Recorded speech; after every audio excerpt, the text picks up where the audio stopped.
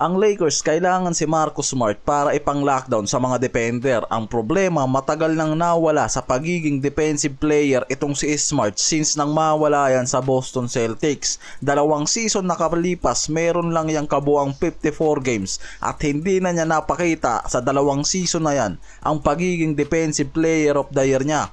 Tapos nakapagtala rin niya ng pinakabagsak na defensive box score plus minus sa buong karir niya last season. Dahil mas madalas ngang abutin niya ng injury sa 2 season na inabot niya.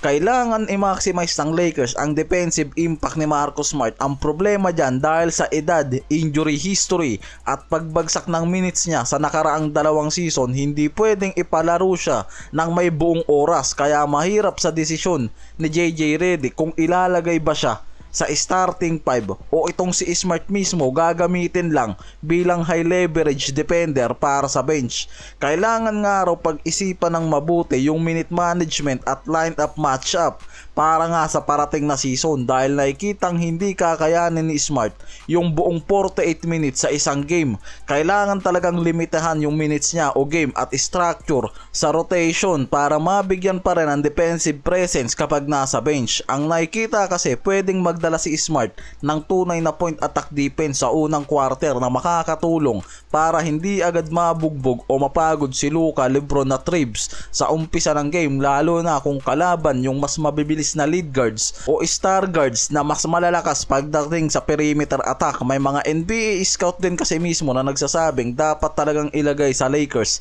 si Smart sa starting dahil siya ang mas natural na starter.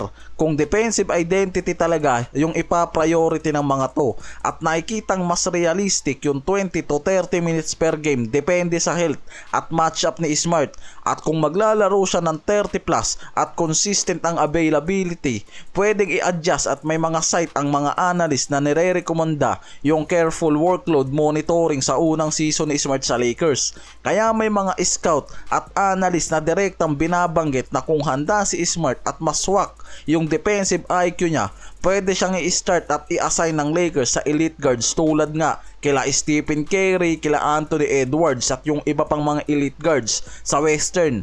Yan yung punto ngayon sa argumento na ang Lakers kailangan ng point attack of stopper sa opening 5. Sa kabilang dulo, si Davis naman ngayon nagkaroon ng surgical procedure para ayusin yung detached retina no itong off-season na to.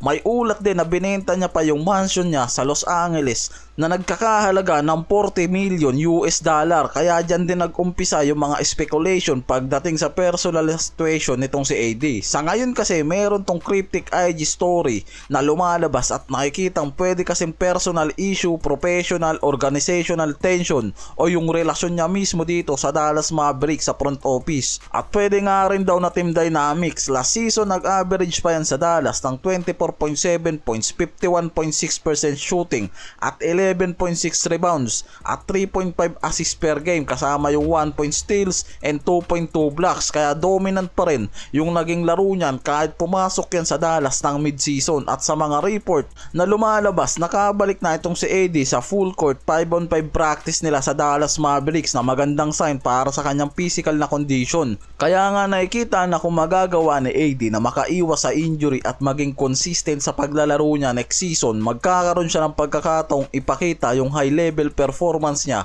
sa parating na season sa Dallas Mavericks. Lalo na kung wala naman nga raw talagang kaugnayan yung cryptic IG story niya dito sa team dynamics nila sa Dallas Mavericks.